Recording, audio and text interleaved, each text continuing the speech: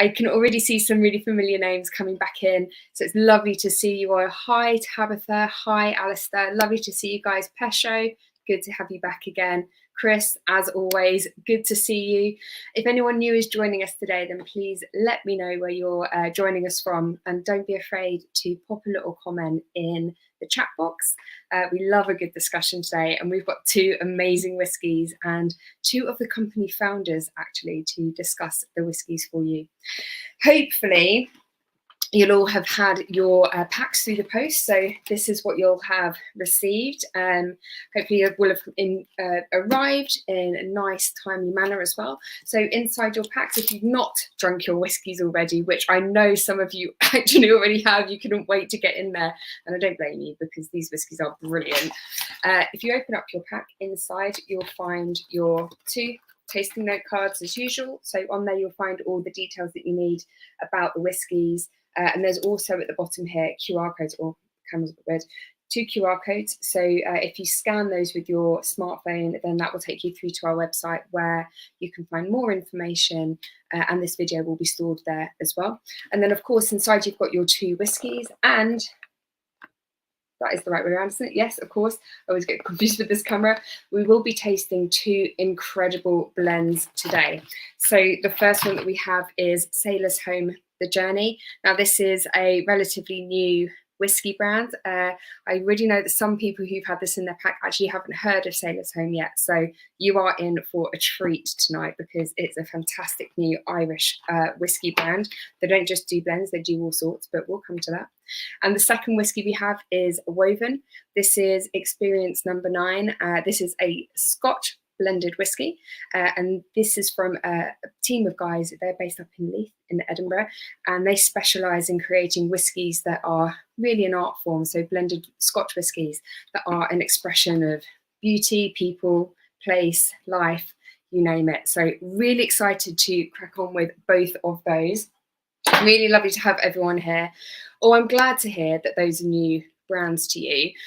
So it might be worth just saying a little bit about how I choose the whiskies. So I've been a whiskey writer, whiskey specialist for a number of years now. I was previously editor of ScotchWhisky.com, which was the world's leading online whiskey publication. I also consult and write and present a lot about whiskey. And the only whiskies that I put in these tasting packs for you guys are ones that I would personally recommend. So I have tasted all of these and I think they are brilliant. So I will only put whiskies in that I think that you will enjoy. I try to pick a range, lots of different flavours. You'll see at the top of your tasting note cards, those are different colours. They do refer to the different flavour camps.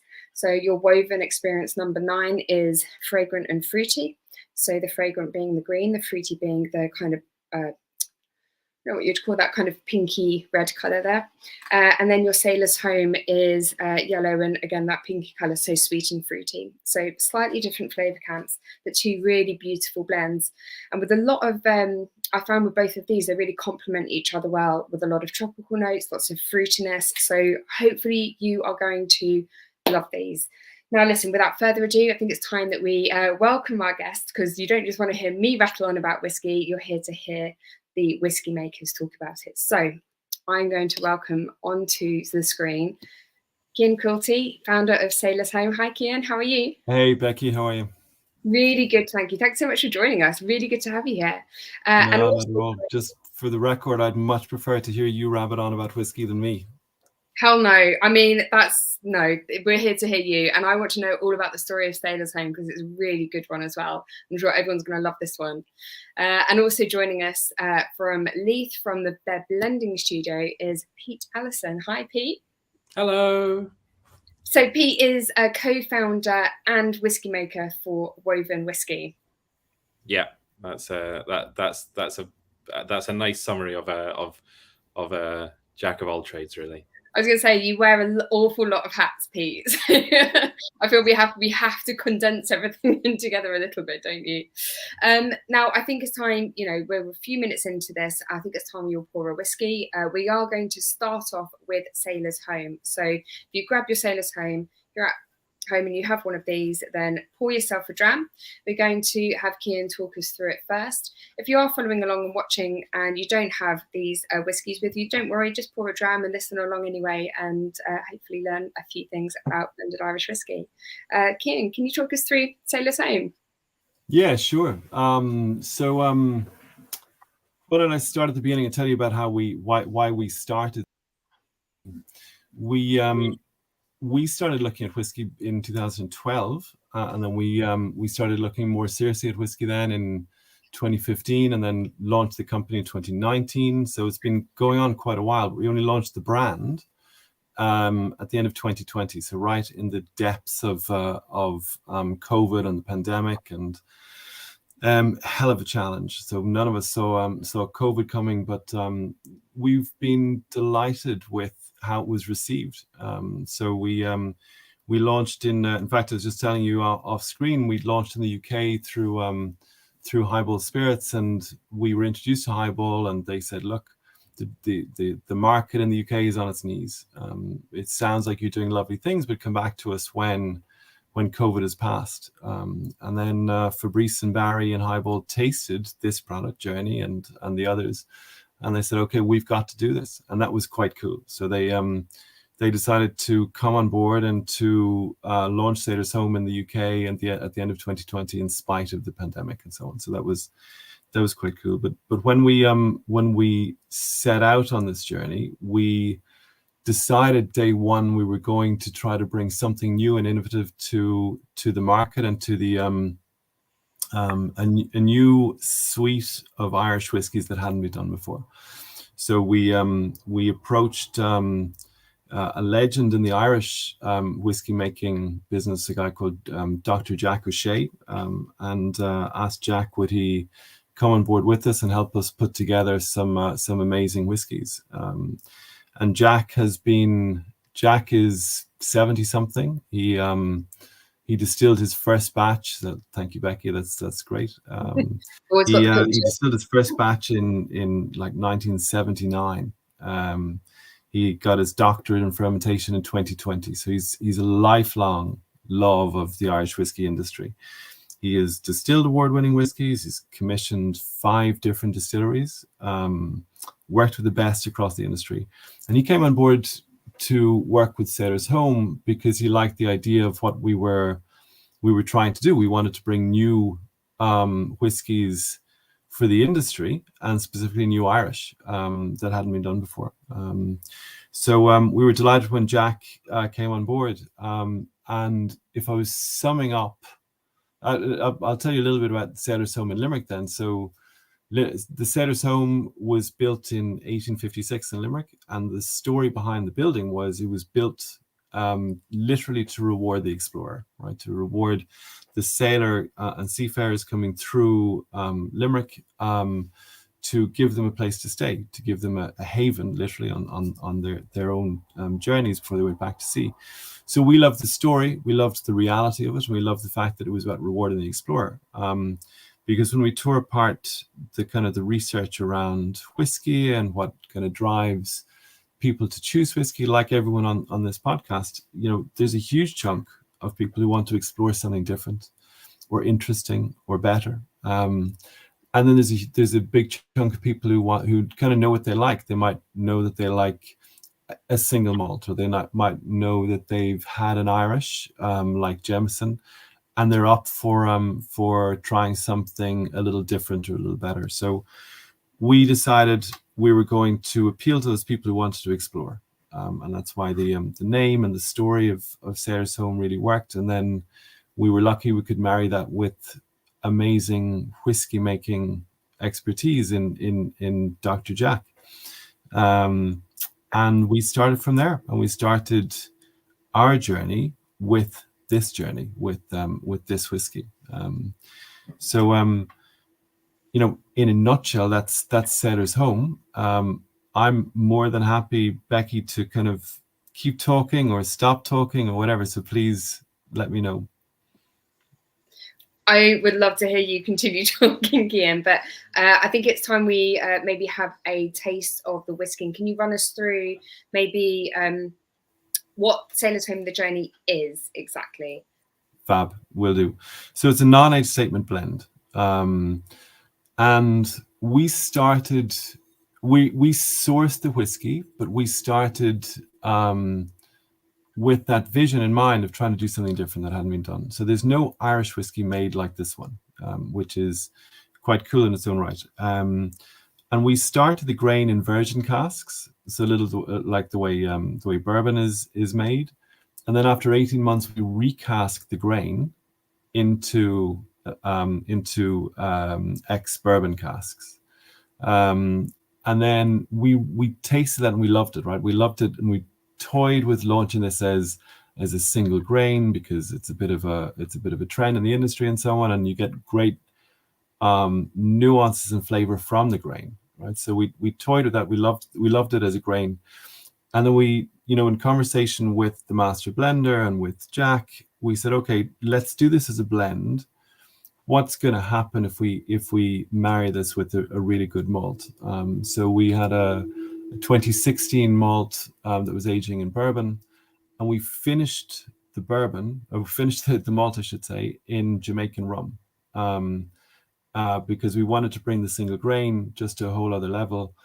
We really liked when we finished the malt in Jamaican rum. You get, and hopefully your viewers get it, but you get lots of the kind of rum notes, kind of tropical fruit notes, and so on coming across the whiskey. So when we added the malt to the grain, we added more spine to it. We added a depth of flavor. We added these tropical fruit notes and so on to the grain, which was already great. And it's funny, with this one, when we tasted it, between the three of us, the master blender, Jack, and myself, we just immediately said, that's it. We said, we're there. We love it. So the grain is a 2017 grain. As I said, it starts in virgin. Then after 18 months, we recast it into bourbon. The malt is a 2016 malt, aged in bourbon and then finished in Jamaican rum. And that is it. That's Journey. It's yeah, I was just going to say, Becky, I'm much more interested, rather than me regurgitate the tasting notes and the nose and so on that I get. I'm much more interested, obviously, in what you and Pete and everyone else gets from this whiskey. Yeah, it's an interesting one because so Cian and I first started speaking about Sailor's Home. I can see some questions come through. I'm going to ask them in a few seconds. But Cian and I first started talking about Sailor's Home back in 2020, before the brand even launched. There was some strange connection from my old university days through to one of Cian's colleagues, and we started talking about the whiskies. And I was lucky enough to have a sample of the Journey and a couple of other whiskies. And I'm not lying here, and bearing in mind, I mean, everyone who's watching probably realizes how much whiskey I get sent, how much whiskey I have at home. I rinsed through a bottle of Sailor's Home in 2 weeks. On my own. Yeah, but if you say 2 weeks, that was probably a week.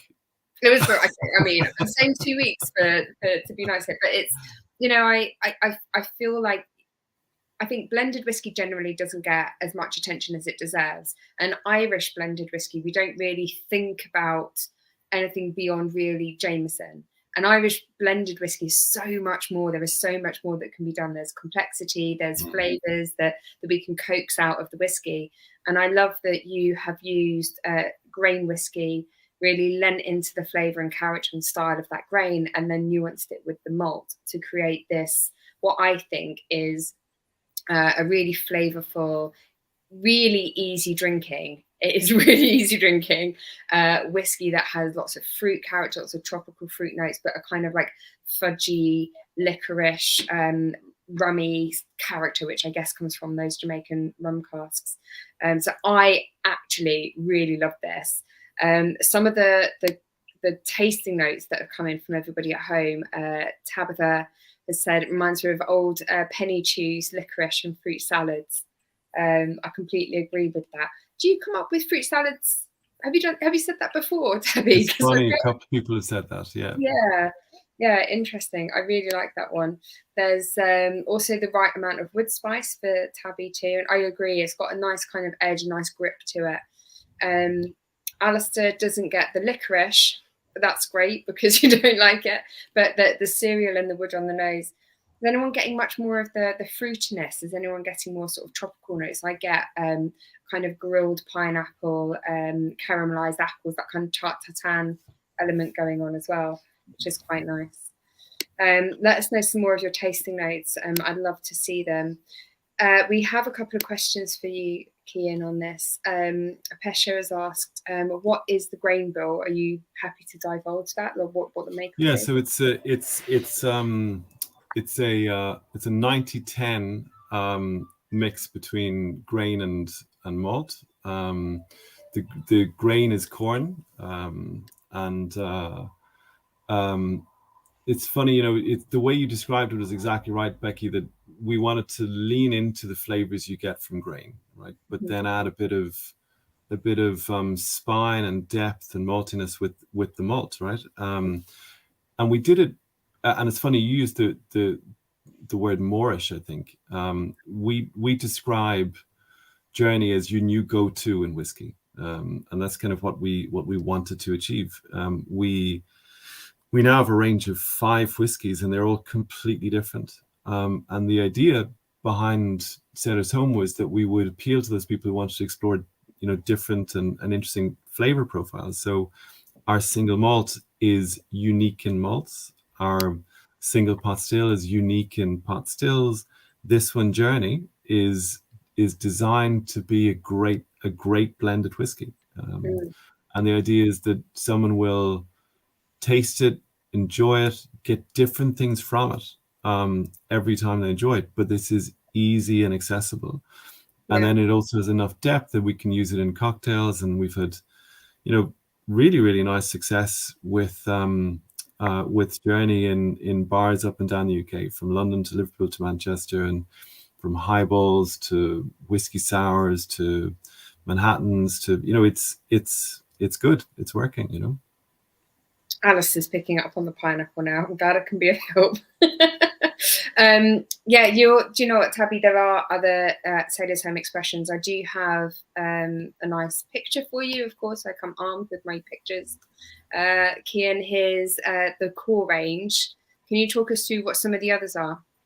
Yeah, absolutely. So Journey, as you know, is what we describe as the go-to, the blend. The red one there, the Haven, is a single pot still. So single pot still is a style of whiskey that is unique to Ireland. It's made with a mash bill. It has to be a minimum of 30% malted and 30% unmalted barley. Ours is I think it's 42.5 of malted unmalted barley and 5% oats, and then it's matured in bourbon and in Oloroso sherry casks. So you get this wonderful fruity, spicy palate, but then the use of oats gives it a mouthfeel that is unlike what you get in many or any other whiskey. So that's the Haven. Then we've 2 different 10-year-old whiskies. Again, they're blends.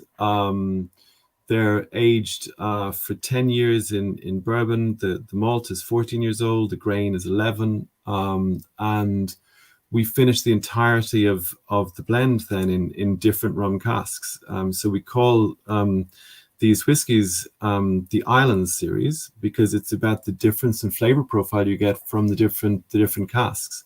So Horizon is finished in Barbados rum. Very refined rum flavor notes, very balanced. And then Caravel is much more about the terroir of Martinique. So there's a part of Martinique which is a wild, kind of nature reserve called Presqu'île de la Caravelle, right? And Caravelle was also a sailing boat used in kind of the 15th and 16th century. So we love the name, but what you get there is, as I said, two 10-year-old blends that begin in the same place and end up in completely different places because of the rum casks. So Horizon, I said, is Barbados rum. Caravelle is Martinique rum. And the one that you haven't seen there, the one that isn't on that picture, is our new single malt, because that is being launched in October, and that we're calling Storm Chaser, because it is fabulous, and it's right on the edge of dangerous in that we're bringing together malt aged in virgin, malt aged in bourbon, and then two different cask finishes which wouldn't ordinarily sit beside each other. One is craft Irish stout, and the other is Madeira. So you get espresso notes and dark chocolate, and then sweet toffee and burnt toffee and so on. It's really good. So I can't wait to try them. You're making my mouth water with that last one. Pete, you're nodding in agreement here. I think that sounds fantastic. I think just because, you know, bringing out a single malt is something that, you know, many people do, but to bring a blender's narrative to it that you guys are doing, I think is really, really exciting. You know, you can play as a blender even within just a single malt category, and I think that's yeah. Thanks for that, Pete. That's very nice of you. But you're right, and that's kind of the ambition, is where we can, let's do something that hasn't been done before. So that's it, really. They're fantastic. And the thing I love about Sailor's Home, and I can't remember whether you mentioned this earlier on, but the name comes from a historic landmark in Limerick. So there is a building that was originally erected to house sailors who were coming into the port of Limerick, and I did my research here, Limerick is the second largest commercial port in Ireland. So it's a busy port, but it was built to house sailors, but it never actually fulfilled that purpose. The house has been used for other things over time. And from what I gather from you, Cian, and from reading some background papers as well, the reason why it was never used to house sailors was because the Catholics in the area were really worried that any Catholic sailors coming in would be turned by Protestant sailors, and they didn't want to be. They were too nervous for them losing their faith and being brought over to the dark side. You're bang on. There are, and I'm delighted you brought that up, Becky. There are three things that when we started this business we said we wanted to stand for, and some of them come from the history of the place. So one is this idea of exploring but drinking responsibly, right? So we've talked about that. But the second is the idea of respect for someone else and the understanding that goes with that, and that comes from the history of the building. So this idea that in the 19th century, the Protestants and the Catholics in Ireland putting together the Sailor's Home could trust each other enough to build a building, and then not trust each other enough to invite the sailors into the building is daft, right? It's daft, but it's so fundamental to what we see around the world today, right? This idea of not respecting the other party enough to really understand their point of view, be it Black Lives Matter, be it the position of women in the industry, be it so that idea of respect and inclusivity and so on is really key to what we're about. And then the third kind of pillar of what we're about is community. So it's doing right by our community and doing right by the world. So we have taken really conscious choices in where we source our bottles, where we source our paper, our boxes, etc. So all of our boxes come from FETIC certified forests. So they're They're replanted every time that we use board for the boxes. Right. There's 35% recycled chip in the glass. We've got a really exciting project now, which I probably shouldn't share, but I will, which is we're working on a new closure which will be made from recycled ocean plastics, which again we're kind of excited about, because it's taking a positive, active step to take plastic out of the oceans and then reuse it. So those three things we're kind of passionate about in terms of what the business stands for. I love that. Everything you're really embodying that, the true meaning behind what the Sailor's Home was built for. You're embodying that through the brand and being a refuge, a place for everybody, bringing everybody together and really giving something back to the surroundings, the sea, everybody before. I love this range. People are sold on this. The thing that I love probably the most about it all is how affordable the journey is. It's about, what, 35 quid for a bottle, which is just a steal. So if you are keen on buying a bottle, then make sure you do it through OurWhisky.com so that we get a kickback in an affiliate. That would help us a lot. Please do. But it's a very easy drinking whiskey, one I'm thrilled to have as part of Our Whisky, and I hope everyone watching along, everyone who's got a tasting pack, enjoys this as well as much as I do as well. Thank you very much, Cian. Pete, it sounds like you both have quite a lot in common as whiskey blenders. Yeah, I was definitely thinking, oh, that's like us. That's like us. That's like us. It's nice to. It's really exciting, I think, where we are just now in sort of whiskey land, because we've got companies like Sailor's Home coming up and making a noise and having the messaging that the big guys sort of try to achieve, but without necessarily the agility that a new startup, smaller brand can do. Using recycled materials, doing cask finishes or re-racking on blends prior to blending, and then doing it again. These extra steps that add flavor, add texture to a whiskey is really exciting. That's all the sort of stuff that we're doing as well. So it's good to be in the sort of small upstart collective. It's a really exciting time for independent whiskey brands, and particularly I think independent blended whiskey brands as well, because you have got this, as you say, the agility, the flexibility to do what you like. There was a question actually, Cian, and I think I'll ask it at the end because I want to ask Pete the same one, about how easy it is to actually source whiskies for blending at the moment, how easy or difficult you're finding it. But I think we'll come to that at the end, because I think that's a question I'd like to ask both of you. For now, I feel like that was a resounding success on Sailor's Home, The Journey. Tell me if I'm wrong, but I think that was brilliant. So I'm pleased to have included that in the pack. Thank you so much, Cian, for being a part of this. All the way around, Becky. Thank you. Brilliant to have you.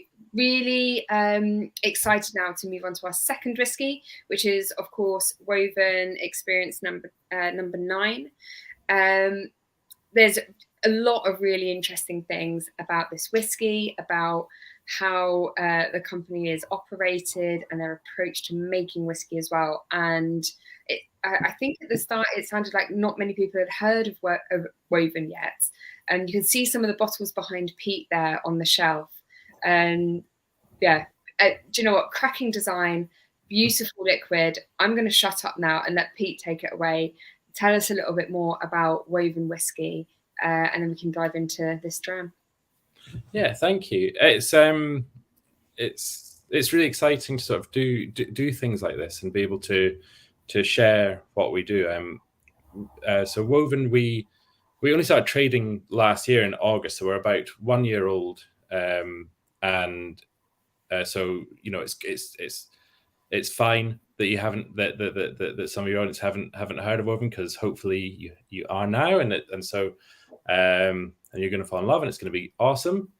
So in a nutshell, myself, Nick, and Duncan, 3 of us, we've been friends and known each other for about 15 years, and we were working behind the bars in Edinburgh and after shift drinking whiskies, and we would always gravitate towards whiskies that perhaps weren't really that well known. So you have the single malts and you have the sort of the big brands that people always go to, but the blended whiskies, you know, in the early mid 2000s were very much sort of just there in the speed rail, made for making cocktails and sort of a little bit overlooked. And so we would always drink them and chat about them and go to whiskey tastings, etc., etc. We all went our separate ways into the drinks industry. I was with Gonzalez Bias, the sherry producer, and various others, and Duncan was with Hendrick's Gin, and Nick went into the Nordics doing a lot of international sales. And we came back together working for a company, an independent bottler, e-retailer, and whiskey producer in England and Scotland, where we got to work together for the first time, really, and got to hang out, and that's where the sort of the conversation started around sort of really enjoying blends. And we were sitting in a lab one day, looking at about 10 different Bowmore whiskies, all sort of 15-year-old from various casks, and they were beautiful and stunning. And we were kind of figuring out what they were going to do, and it ended up that they were all going to be blended away into a much larger, more sort of homogeneous style of blended whiskey. And we thought that was a real shame.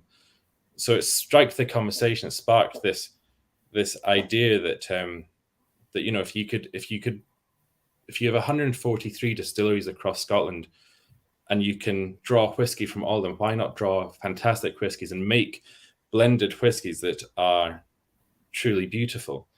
And that idea sort of sparked something, and we ended up writing a business plan that never really did anything. And then sort of we started having another few chats, and then COVID kicked in, and we, you know, sitting on your bum, not really doing much indoors, and it all sort of just started to snowball a bit. And we thought that the idea of blending whiskies and drawing from winemaking and cognac and various other coffee roasting, being able to draw ideas from all these places would make a fantastic product. So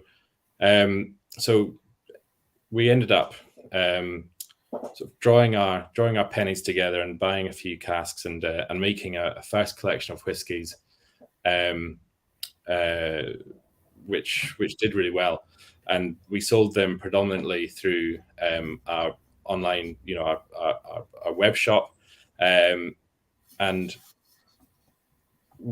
the way that we make our whiskies are around an experience. So whether that be a memory, a physical place, a moment in time, a feeling, we try and capture that in a liquid form and then bring it out in a whiskey. And this whiskey, so all of our whiskeys so far have been limited editions, so one-offs. So we might blend 2 or 3 casks together and make between sort of 50 bottles or up to 1,000 bottles at a time. So everything's super limited in terms of it's the one-off. We're never going to make it again because we can't.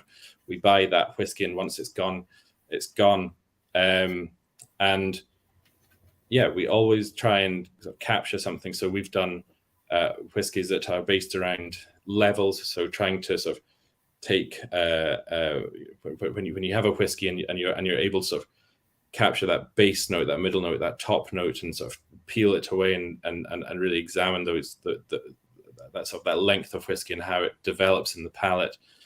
We've made a whiskey that we've called the Happy Whiskey, that's sort of bright and fruity and has a really, really long finish and sort of just sparks at the very, very end. We thought that was really cool. And this one, which is our 9th whiskey, we've made 10 in total so far, but this whiskey, number 9, is called the Elixir of Leith. And Leith is where we're based. So it's the trading port of Edinburgh. And historically, rum, sherry, wine would come in and whiskey would go out. Across the road, just out of my window here, we have the old Bonington Bonds where a lot of whiskey was stored and bottled. We have the old Hague distillery with a clock tower on top. VAT 69, Hague, Dewars, all this was sort of made in Leith. And today Leith is this sort of melting pot of I guess, old world sort of rough. It's where train spotting was set, but also your new world sort of I guess hipster, trendy. You get the coffee roasters, the guys doing design studios, this type of thing. So you can walk out of your Michelin star restaurant and get in a fight, and that's sort of what Leith is. And we wanted to capture that in a glass, and so number 9 we've called the Elixir of Leith, and it's at its heart is an old year 2000, so it's 22 years old, single grain, organic single grain from Loch Lomond, which is super biscuity, like digestive, or digestive or milk chocolate digestives, and then that with a Campbelltown blended malt, so super fruity, West Coast influence, like fruity, grassy, waxy, oily. Those together as an A and a B worked really well together, and then we added some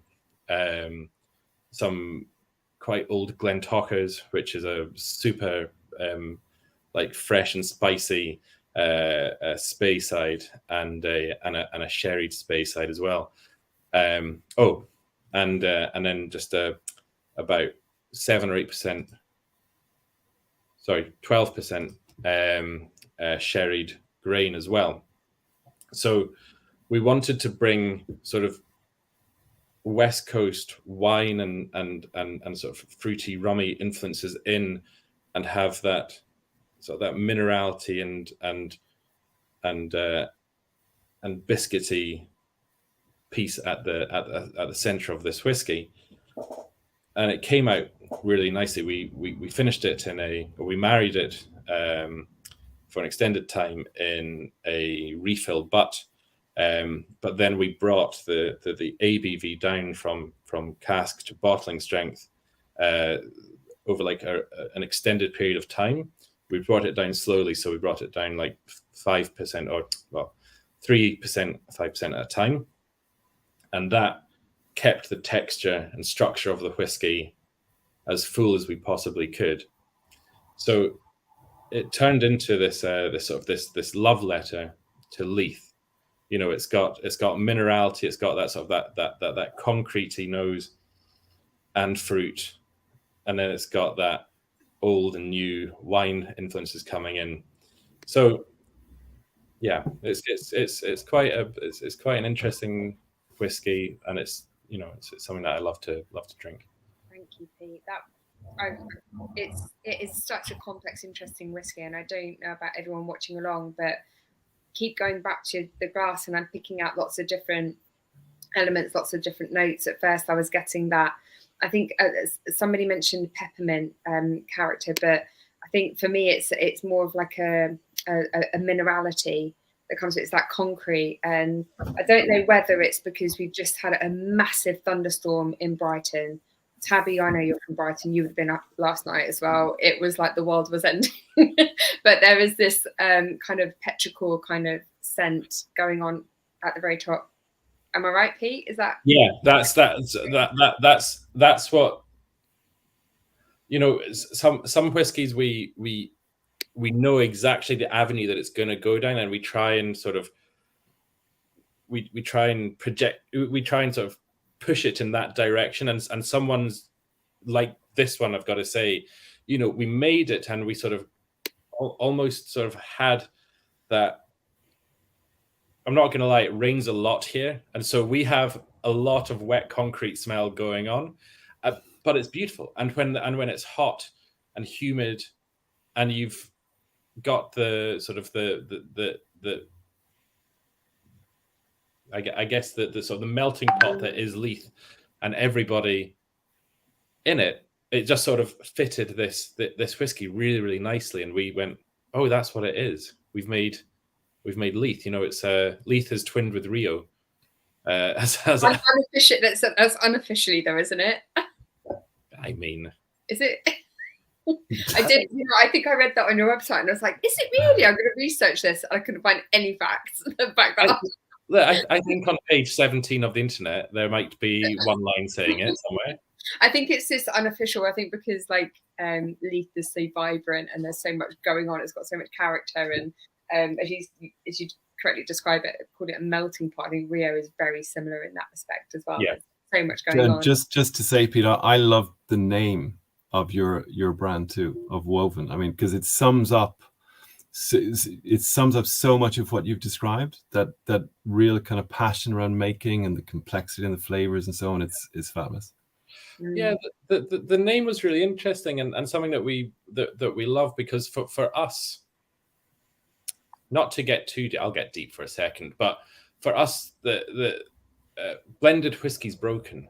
You know, we live in an age where you have huge names that are competing for shelf space, and they're making whiskey to a price point and a flavor profile that is passable rather than exceptional. And for us, for us, blending isn't just the act of putting whiskies together, but you know, I love moments like this where I'm able to speak to you guys and get to know you, and you have those moments in whiskey where paths cross, and your understanding and your own journey goes further, but it's shared with other people. And I think that's woven. You know, all of us are woven together now, and that's a little bit esoteric, but we really see woven as like a vessel for us to give like a message of, you know, doing stuff together and building a community and trying to make stuff that is better and calling out a little bit of the BS that can be in this industry, to sort of push it a bit further. Yeah. It's you know, I've been very lucky to be able to have tried a few of your other experiences as well, and I've always been blown away with every single blend that you've created, that each one has its own personality. Each one tells a different story. It's not just an experience, it's a story. It's like being picked up and put inside a story via the medium of whiskey. And I just love that whole idea of taking all these different components that represent different elements and bringing them together, but blending them not just in a, you know, in a way that we would maybe do with an infinity bottle at home, just not just dumping them together, but doing it with real thought and care. And even where you're diluting the bottle down to bottling strength, you're diluting that down very carefully to retain that waxiness, which is obviously also like a huge key component of Campbelltown whiskey, which is obviously you've got Campbelltown whiskey in here. And it has that lovely oiliness, and you wouldn't want to lose any of that within this. Tell us a bit more about that process, because I think there's a lack of understanding when you have your whiskey blends and then you add water, you dilute it down to bottling strength. What's the science behind why you would want to do that more slowly? How does that bring more of the character? So we discovered quite abruptly and quite soon after sort of going on this journey that a very simple philosophy that we follow is that flavor follows texture. So when you're building a whiskey, you might have, I mean, I'm going to show you the state of my studio just now because I'm blending just now, but you know, you have a desk that looks like that, and you have 50 or 100 whiskies that you can choose from. and it can go in 1,000, 10,000 directions. You don't necessarily know which direction it's going to go in. And one way that we're able to, actually, I'll step back for a second, because when we make our whiskey, we don't necessarily look at the age, the price, the name, the provenance of the actual cask itself. We just try and put together flavor combinations that work. So we can do that because we work in very small batches, and so our RRP can fluctuate greatly from whiskey to whiskey. But we always try and make the most yummy whiskey that we can. It's a silly term, and it's a one-word phrase that we say, is that one more or less yummy than this one? But a direction that we've always tried to go in is to make the most textured whiskey that we possibly can, because we I really do believe that flavor is held within the texture of a whiskey. If you get an insipid, watery whiskey, even at a high strength, it quite often loses a lot of that beauty and elegance that a more viscous and oily whiskey can have. And you don't need to always use a Clynelish or a Campbeltown to achieve oiliness. You can do it by other tricks, and one of them is essentially an old cognac technique of reducing the ABV very slowly over time. And it's the same way that when you marry a whiskey, when you put together a whiskey on day one, it's incredibly hot, and it doesn't taste balanced, and you lose a lot of the sort of the small nuanced flavors that you really want to get in a whiskey. But when you let it marry over the course of a month, 2 months, 3 months, 4 months, whatever it might be, 6 months in a cask, it all molds together and becomes a lot more harmonious.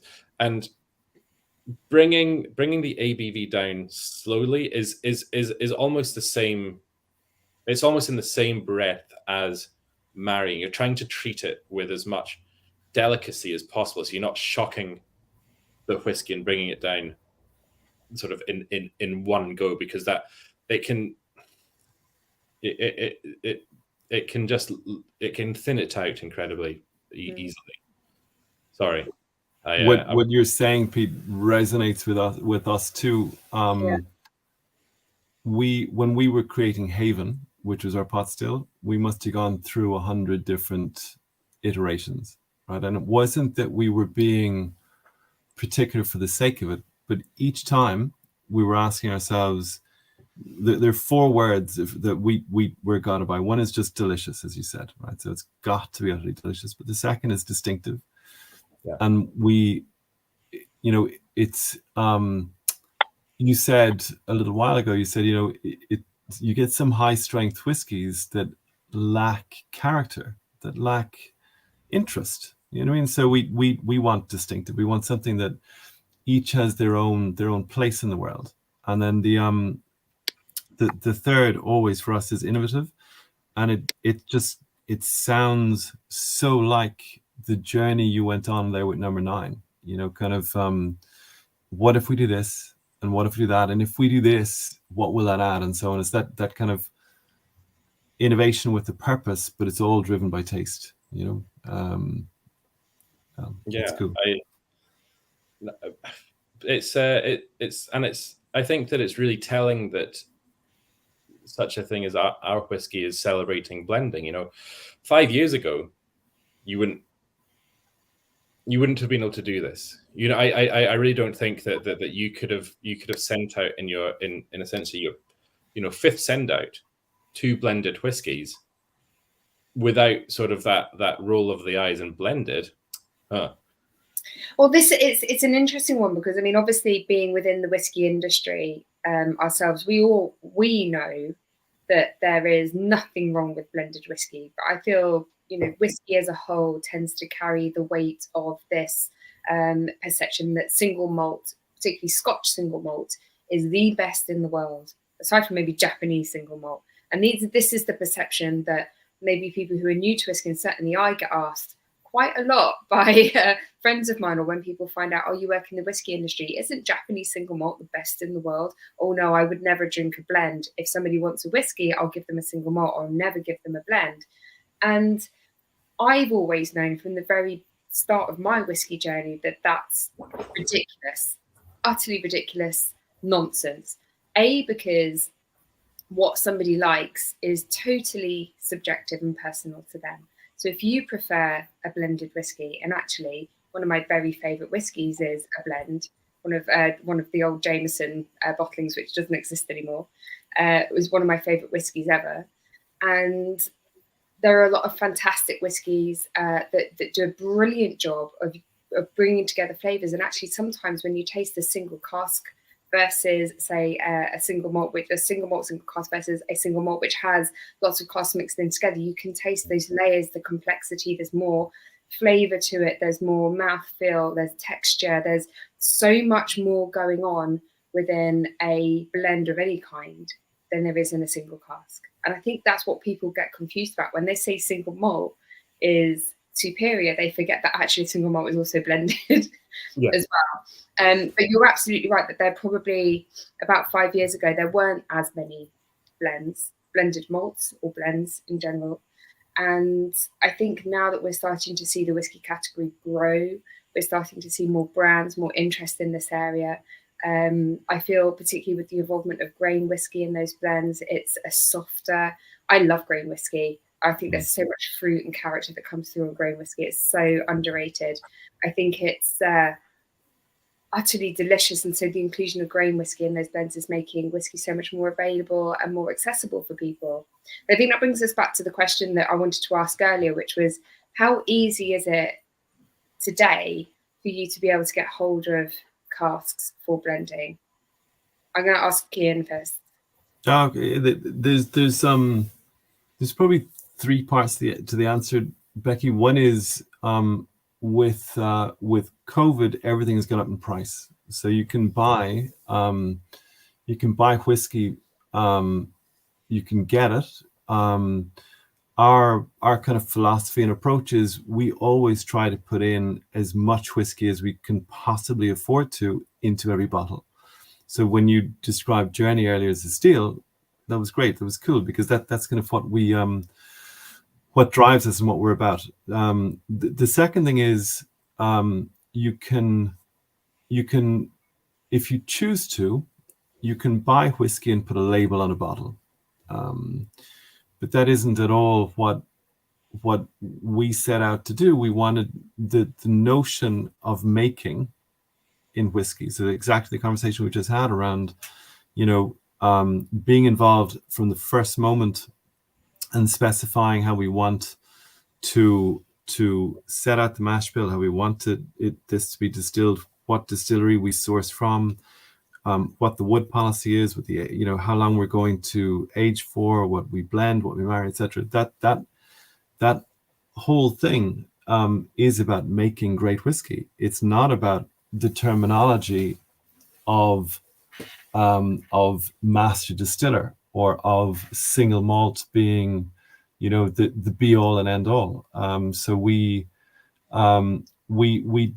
right at the beginning set out to be all about making whiskey. And then the third thing is you can source whiskey, but you can get your hands on casks and so on. But my own view is, unless you're trying to build something, you're kind of guided by a little bit like what Pete said, you're guided by an approach, a philosophy, etc. You'll be lost. The world is full of me toos, and so we have aspirations to build a distillery, but we set out to build great, innovative, flavorsome whiskies, and then layer distillation into that story rather than the other way around. Really long-winded answer, sorry. I get it. I totally get it. Pete, what are your thoughts on sourcing casks currently? It's a funny question, Becky, and I'm really glad that somebody has brought it up. And I think that it was brought up, just as is it quite easy to get whiskey? The answer is there are. Okay, put it bluntly, it's very difficult right now, because of a few factors. One of them is really just the economic climate, and the levels of production and where it's all going. But I think probably the biggest factor right now has been the huge rise in purchasing casks as individuals for investment, and the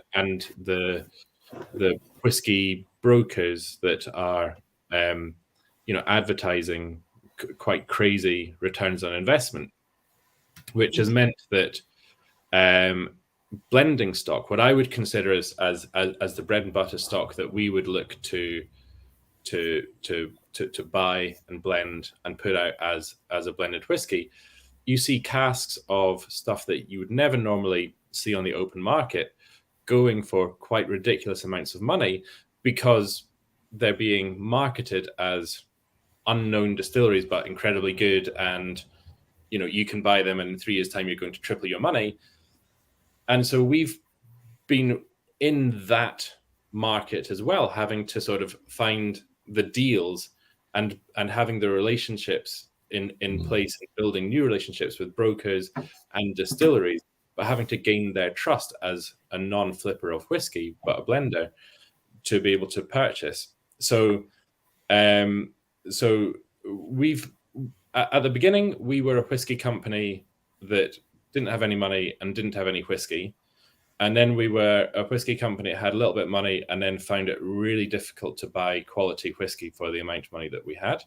We did manage to. We're very, very lucky. We got, a fantastic first parcel of whiskey from a friend.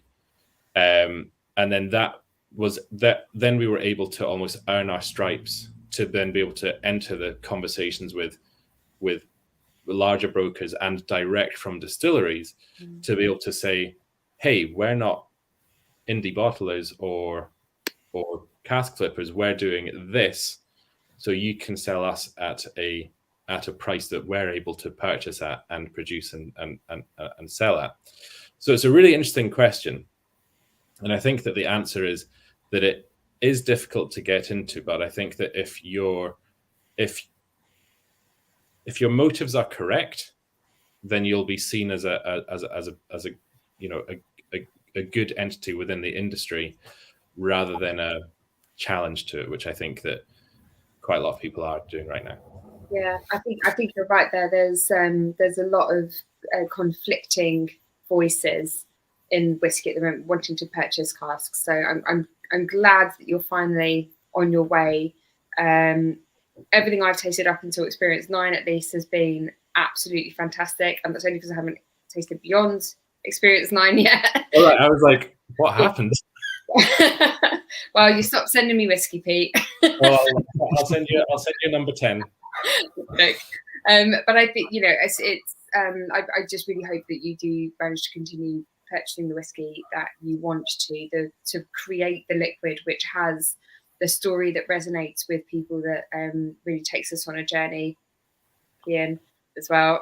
No pun intended. So that I just look, I'm so pleased that we managed to get both of you on to talk about these whiskies, because there seems to be so much synergy between what you're both trying to achieve, albeit on different islands, but we're getting there with blended whiskey. And I hope that for everyone watching along, these two whiskies have gone some way to maybe change some minds about blended whiskey, blended Irish, blended Scotch, and encourage you to seek out and try a few more examples as well. We talked about the yummy scale. So is this yummy or not yummy? Let us know if these both hit high up on the yummy scale. How many M's are we having in that word for these two? I really hope you've enjoyed these 2 whiskies. As always, let us know if there's anything you'd like to taste next, if there's something you've noticed that you want to try. I would love to pull together a tasting for you. Thank you so much, Pete and Cian, for joining us, for sharing your whiskey with us all. My pleasure. Continued success, and thanks everyone for listening. Thank you. Thanks so much, guys. And hopefully I'll see all of you again next month. We have got a couple of whiskies lined up for you for September, which are pretty interesting. And at least one of them, I think none of you will have tried before. So it should be really interesting. And I really, really hope that you'll join us again for next month. Please tell your friends about OurWhisky. We'd love to have more members join us. And, you know, we are pitched as being the welcoming whiskey club. We're here for everybody. So let's try and get some more people loving whiskey and joining some of our tastings. Thank everybody for joining us. Pesho, Tabitha, Alistair, Chris, forgetting some names. I saw Seb was in there somewhere as well. Thank you so much, everyone, for joining. Lovely to see you, and hope to see you all again soon. Take care. Thank you. Thanks, everyone. Bye. Bye.